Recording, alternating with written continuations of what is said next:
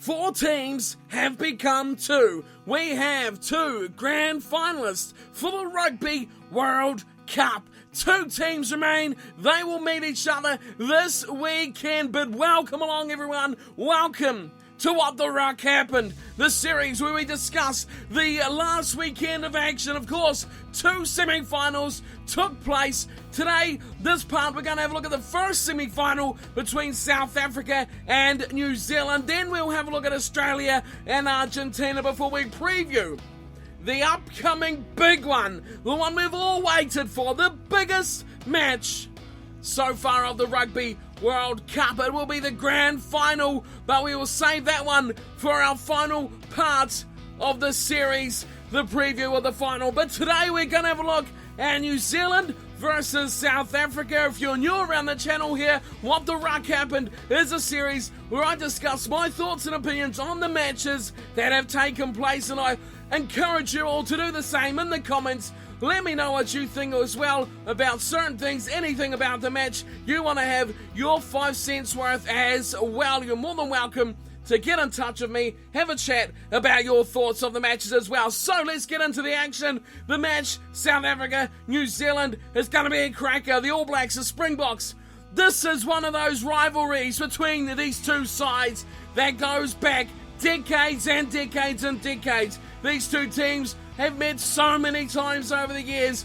2 of the best sides in the world, year after year after year, and appropriately so, they have met in the World Cup playoffs. Now, I did say months ago, when the World Cup predictions were the thing to do, that I did think New Zealand and South Africa would meet in the semi-final, and it would be the final. That would never be. I always thought that the winner of this match would be the winner of the Rugby World Cup. That is still yet to be decided, but I'm still definitely holding true to my thoughts about that match.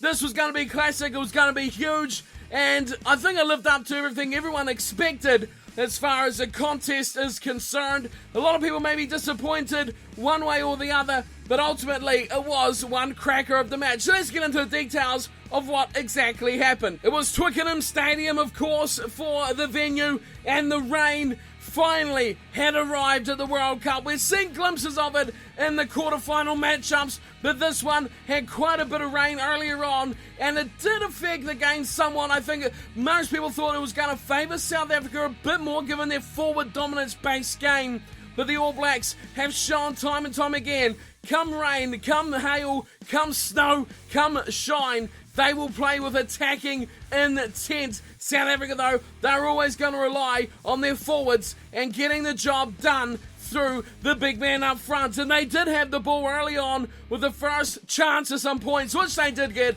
through the boot of Handré Pollard. Now, this was massively exactly what was to be expected, especially from South Africa. Penalties were always going to be the order of the day for these 2 sides. South Africa, that was their go-to play. Get into the right areas of the field, draw a mistake from the All Blacks, hit the 3 points. Rinse, repeat, do it over and over and over if that is what is required.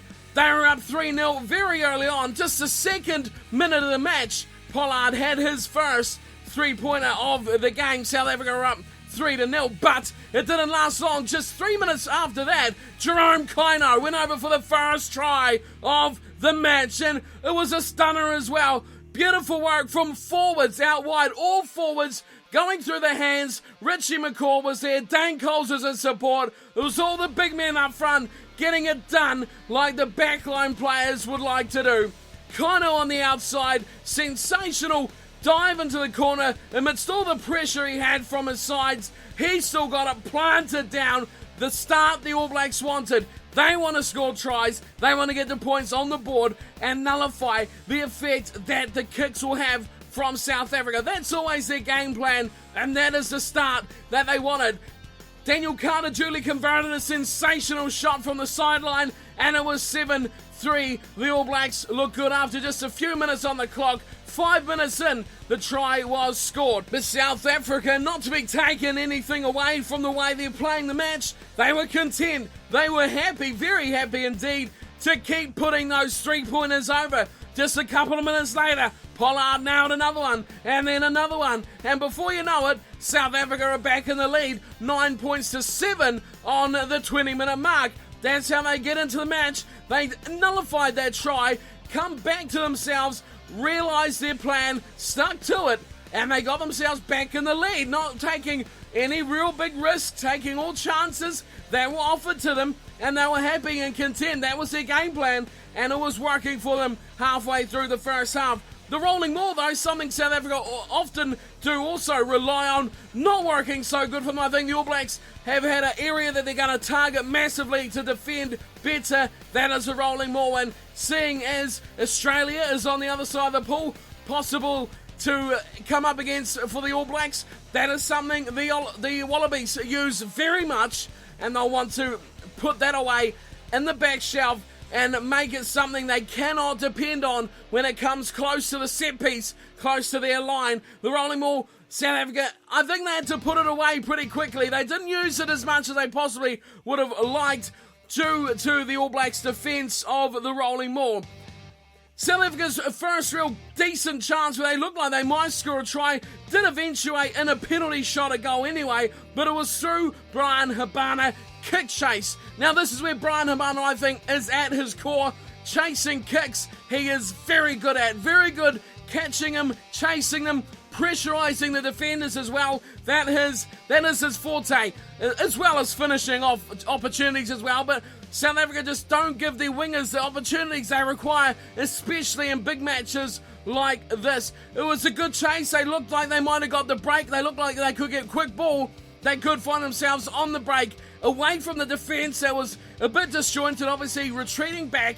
But no, they got a penalty for an offside player, and they were more than happy to sit it back and take the 3 points at goal. South Africa, though, they were dominating it when it come to the breakdown. Their flankers, their back row were all over it. I mean, you got Lowe, Berger and Vermeulen. I mean, there's 1, 2, 3 dominating players at a breakdown. Power and precision. You can say the same thing with Lowe and Berger. 2 open siders. They know how to dominate a breakdown.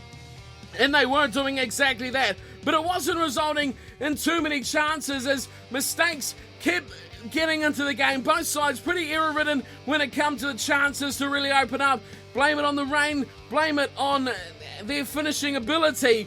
But the chances inside the opposition 22 by both sides were getting thrown away. You can put that down to great defence as well, especially South Africa, who had, they were on their own line. They had massive pressure against them, but their defence was sublime. Very well organised, very strong, a brick wall almost of Springbok defenders. The All Blacks had a lot of opportunity to break that down and could have ultimately put this game to bed before the halftime break. Late on in the first half is something I think deserves a bit more of a discussion here, and it's the involvement of the TMO. Now, the TMO got involved around the 2 minutes before halftime. A yellow card was dished out to Jerome Kaino. Now, I've got to say, sure, this by Kaino, he was running back past the ruck. The ball came out of the ruck, he kicked it away. It is very cynical. Probably deserved the yellow card. To be fair, it was a yellow card offence, but the TMO getting involved, pulling this back and giving the yellow card out to Kaino.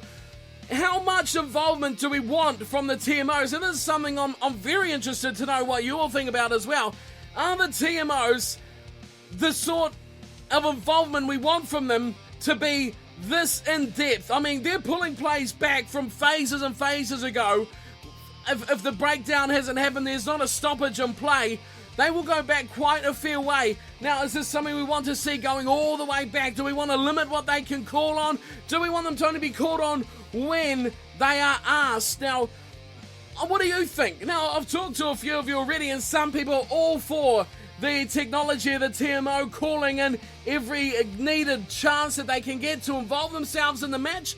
That is great if that's what you think's the best. I think it's good as long as it's not too far back. I mean, if we've had 5-6 phases later, I don't want to go all the way back for something, pathetically different. I mean, surely a yellow card offence, okay, we can go back for that.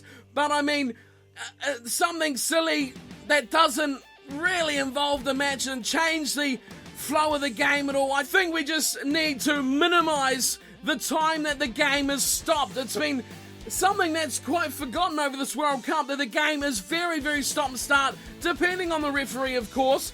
Some a lot more than others.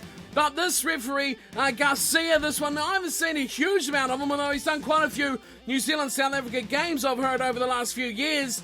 But he hasn't really stood out as someone who's played an exceedingly bad game, which is good. But I think for this match, he was quite inconsistent. I don't think either way towards one side or the other, but the things he did rule on would have to get missed 5 minutes later for a very similar thing. Now, I know you can't call everything, and he is human, and he is not 100 eyes around the field, which goes back to my point of the TMO. Do we want the TMO calling everything? The player on the side of the ruck around the other side?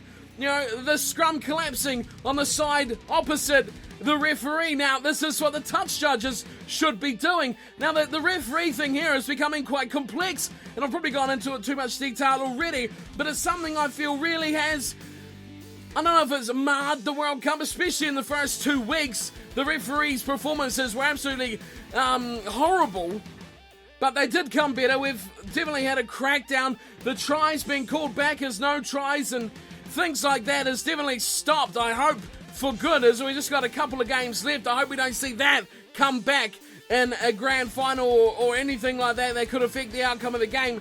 But still, how much involvement do we want from the ref? What do you think? Let me know in the comments below as well, your thoughts on the TMO involvement and how much they need to call about the match. Should we just have 3 TMOs watching the whole game from 3 different angles and calling? I don't know. Lots to be discussed on the referee. But in the match, the yellow card went to Kaino. Pollard nailed the conversion. It was 12 points to 7, and we were off for half time. A great first half, close, passionate, just a big bruising encounter between 2 big rivals from South Africa and New Zealand. Half-time, 12-7. I think the All Blacks were pretty happy with that, just 5 points behind. We've seen throughout the whole World Cup, New Zealand are slow starters when it comes to the first half, and if you've got them within a try, they will be happy with the situation at hand, because we all know that they can score 2-3 tries in a 5-10 minute period without too much problem. So to be just behind by 5, they will be quite pleased with that at the break. Into the second half, and one man who was standing out massively for me was Ben Smith. Now, he did eventually get named man of the match, which I thought was surprising considering he didn't score a try or, you know, anything that normally gets called man of the match. But I think his performance under the high ball, kick returns, running the ball back, counter-attacks, but most effectively chasing the kicks from deep. When he's back, he feeds to Carter or he kicks himself. He is so good at chasing those balls and getting the ball back. Just the last 2 weeks in Ben Smith have been freakish. The man is an absolute machine, but his performances have been outstanding over this World Cup, but he's just getting better and better. Something just 5 minutes into the second half we've seen from the All Blacks that hopefully they are not too afraid to use in future as well. The drop goal for Daniel Carter. Now I heard some stats that that's only his 7th drop goal or something along those lines. Far too few, but we know that Daniel Carter is not a Johnny Wilkinson. He's not a out-and-out kicker. He has a superb running game. He has a superb playmaking game, and his vision is very, very good. Almost second to none. When he's on song, Dan Carter is one of the best. He brought the game back very close. 12 points to 10. A drop goal that come from nothing as well. A messy line out that just got shoveled out to him and he snaps it over. A great drop goal from Carter, and the All Blacks were really back in this game. 1 penalty away now from scoring a lead back in their favour. In the 48th minute, Nair Milner Scudder made his way off. It seemed to be another injury to the, well, one of the best newcomers in the World Cup. They say he will be fit following on from this match, but twice now we've seen him go off just after half time with a bit of a knock. Beauden Barrett made his way on just before the 50th minute. The All Blacks out of half-time, though, were definitely the better side. They were dominating the matchup, and they were even pushing the Springboks backwards when it come to scrum time. Not something you see all too often from the Springboks, but the All Blacks definitely come out of the half-time break well possessed, well emotionally charged to go at this match, and they had work to do. But it was the man who just come on the field, Beauden Barrett, that was involved in the second try to the All Blacks. Now, this try had multiple talking points to go on about here. So let's kick it off. The try for Barrett come from a big break through the middle that got them in an attacking position. Quick recycled ball from Aaron Smith, about to shovel it out to his left. Slapped down from Habana out of the scrum half's hands. Yellow card straight away to Habana. But what was to ensue after that? Seen Kynell Reid, or one of the flankers, pick it up, have a bit of a dart, change directions of the ball, and then it got fired out wide. Ma'anonu hasn't had the World Cup he would have liked, but he's still been an integral cog of this All Black backline. And his ability at this stage right now, when it was 2-on-2, it was Ma'anonu and it was Beauden Barrett out on the left-hand side, waiting for the chance. 2-on-2. Ma'anonu, he did a fantastic job here to lure both defenders to him and still get the pass away to Beauden Barrett. This was one of the best pieces of play from Ma'anonu, especially in this match, which wasn't his best, but that ability he's got to draw defenders, the plural, 2 defenders in that point. And when you're defending 2-on-2, you do not want to have to commit both your defenders to one man. Ma'anonu did that to the Springboks. Then he fed to Barrett, who had an easy finish a couple of metres out. He's got wheels. He didn't need them. He just needed to catch the ball. And it was try time, Beauden Barrett. And it was yellow card time. Brian Habana knocking the ball out of the scrum half's hands. It was just really a whole cluster of errors there from the Springboks. The width was great. The try was superb. But, I mean, just the way that they did it, they just completely fell apart there, the Springboks. Multiple errors committed, multiple infringements in the game as well, and it just went all downhill at that point, conceding the try, conceding a yellow card, and they conceded the lead. Daniel Carter converted, and it was 17 points to 12. The All Blacks led by 5. As the match wore on, there was one man who took massive notice from my perspective, who just could not leave the field in this match, and that was Aaron Smith. His passion, his leadership, just the enigma of the man has just... the All Blacks would not be half the team they are without him at scrum half. He is such a leader in this team. His excitement, his passion, I've said passion already, but the way that he encourages his team, especially the forwards, that good scrum, you hear Aaron Smith screaming at the players. There's a scrum going on. He's yelling at them. He's screaming them encouragement. They get a penalty. He is bananas. And you see when they score the tries, he is right there and he is hulking it up. He is going absolutely bananas. His passion for the game, his leadership of the team, just his excitement, his encouragement, just all the words you can think of that envelopes a great leader. That's what Aaron Smith is. He is just such a key part of this team. I thought if he goes off here, I can see South Africa may sniff a little chance. As good as Tuera Carvalho is, he is nowhere near, I mean nowhere near Aaron Smith level. No one is anywhere near Aaron Smith level. Fourie du Preez got pretty good raps for his performance against Scotland, but I'm sorry, he is nowhere near the level of Aaron Smith. He is out and out class of his own, one of the best halfback at the moment, the best scrum half for a long time, and he is going to go down, if he keeps this type of form up, as a legend of the game for the All Blacks. I just thought he was just that good. He has been that good for years and years now, and he is... he's not even that experienced as Aaron Smith, but just the way he leads his team around is just ridiculously good. and such a key position as well at number 9. He has just played 46 test matches as well, and just 26 years old, almost 27. I mean, he's got a long time to go yet, and a black jumper. So that was a try scored, Carter converted, plenty going on, but it didn't take long again for the Springboks to hit back, and they were really milking these penalties, which gave the All Blacks a huge reason for concern. So easily from the scrums now that the All Blacks were giving away penalties, unable to handle the pressure being dealt out from the Springboks. But there was some questions about this. Kieran Reid was under an immense amount of pressure from the Springboks scrum, and one particular scrum I noticed, there was feet flying through from the Springboks to dislodge the ball out of the back of the number 8's hands. I mean, how does this stuff get missed when other things get cited?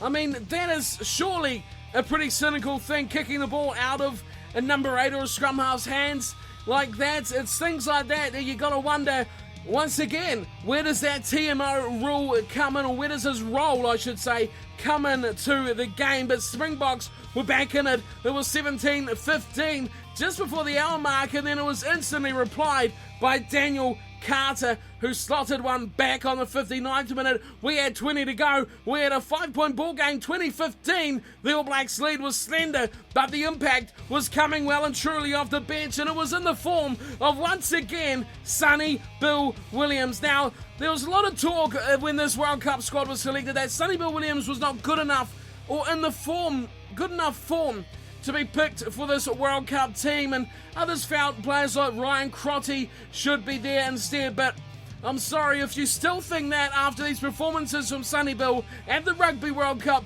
not to mention his great show of sportsmanship has been well documented, but it's something that if you've been watching Sonny Bill long enough, you'll know that that is such a big part of his person, of his game, just of his being, you know, just the way he is as a human. That is just something about him and his beliefs, and that's what he does. He is just that kind of person. He's a warrior on the field, but off it, he is an absolute big squishy marshmallow. He is just that kind of person, gives everything away. That's just normal from Sonny Bill. But on the field, where he had the impact, he was absolutely dominating, like he has in the other matches as well, tearing the game apart, ripping up defensive lines, offloading aplenty, and I put the All Blacks really on the front foot again. When it looked like that one might just click, and it could be try time back for the All Blacks again. There was just 10 minutes to go, the lead was still just 5 points, and there was a massive chance here for the Springboks on the All Black line, and they were there for quite some time as well. A massive chance, the biggest chance, really the only chance for the remainder of the match that they had of this kind of level to get themselves back into the lead of this game. Surely if they could score now, they would have been right in and surely won the match. But the All Blacks defence, something that has been well spoken of and very, very strong all tournament long, stood the test once again, and the ball was stolen in the breakdown, and the All Blacks easily disposed the ball upfield. It was the chance that the Springboks needed to convert, and the question has to be asked, why do they not use the backs more? It's something, again, a lot of people have spoken about in the build-up to the Rugby Championship, that the Springboks kicked the ball away too much. The Springboks, I think, were too involved in their game plan of just using the forwards, bulldozing it up front, using the big men, keeping it tight, that they failed to see the opportunities that players like De Allende, Creel, Peterson, who, for his own credit, has been superb in the World Cup, Brian Habana, need we say any more? And Willie LaRue at fullback, what's he done? He's hardly touched the ball for the Springboks on attack. Even Pollard was having a decent game when he decided to run, but they decided to keep it the forwards. The ball was stolen and the All Blacks survived. Another thing that really let the South Africans down was the line out. Now, I haven't mentioned this earlier because it was a big part of the final results. I mean, Whitelock, Sam Whitelock, absolute monster in this game for the All Blacks, stole multiple lineouts. See if we can see some stats into how many lineouts he did actually steal here, but they were just dominating the Springboks lineout. I mean, 5, 6 years ago, even 4 years ago, South Africa had one of the most dominant lineouts in world rugby.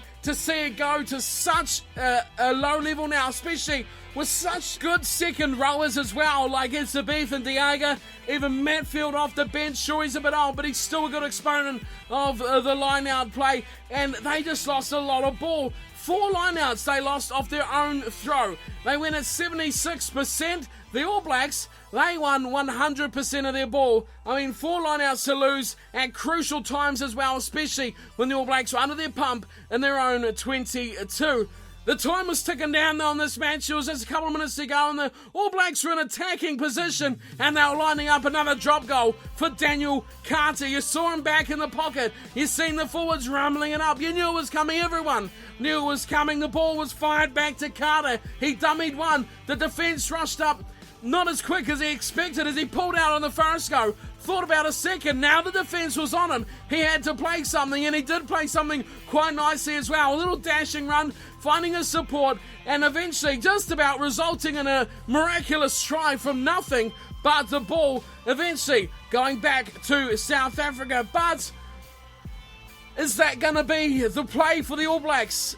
When he had the time, when he had all the field territory and possession he needed, he pulled out. Daniel Carter gave himself second thoughts on taking the shot, whereas before, when it was just a snap cut shot, he nailed it no problem. Concerns maybe for the drop goal, but Carter, he is experienced, he knows exactly what to do. The finishing couple of minutes though were absolutely unwatchable. South Africa had the ball and the All Blacks just needed to turn it over. It went on for a few minutes extra, but eventually the All Blacks turned the ball over. A knock on from Matfield, the last play of the game. The All Blacks hung on by just 2 points.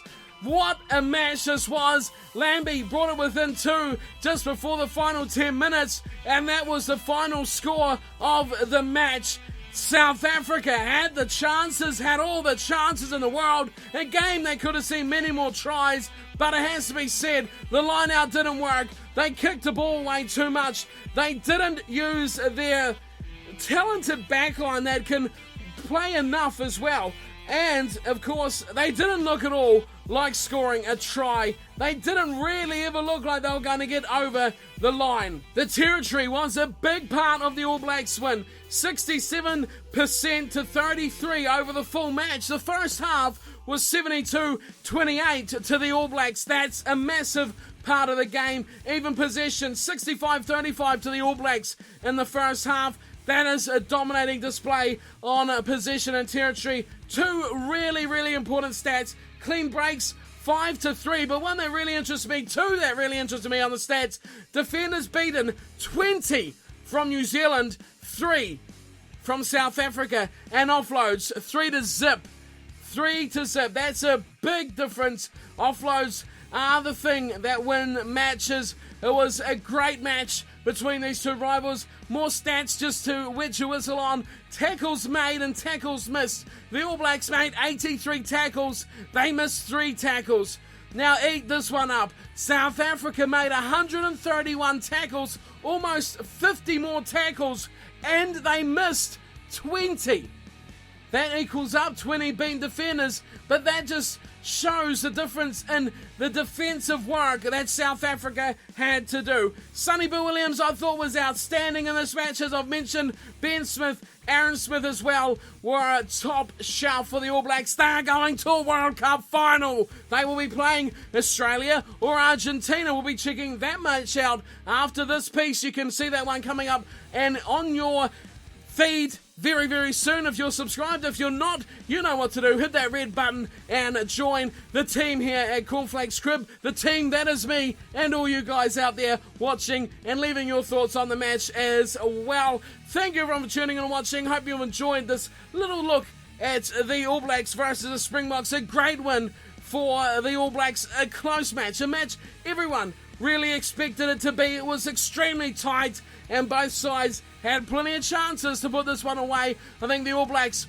were the better side throughout the match, but it just goes to show that tries do matter, but in the end, kicks will get you in a winning position. Springboks just needed one more penalty. There was a couple reversed that could have possibly been deciders back the other way. The neck roll tackle, it reared its ugly head again with a penalty going to South Africa, pulled back by the TMO, who did control a good portion of this match with a lot of calls. A lot was missed as well, but really it comes back to how much does the TMO watch and how much does he let go. Plenty to talk about from this match, but in the end, the All Blacks are the ones going through to the World Cup final. Are they good enough to win? I think so. South Africa or New Zealand would, I think, beat Australia or Argentina come the grand final. But that is for next time. We'll have a look at the other semi-final match, and then another piece we'll have a look at the grand final coming your way this weekend. It's going to be a cracker. Have a bit of match preview as well for that one. But for today, my time is up, and I will bid you all a fond farewell. Thank you for tuning, watching. Hope you enjoyed. Leave your thoughts and comments below about this match between New Zealand and South Africa, and I'll see you all very soon for Australia and Argentina. Until then, thank you all for watching and take care.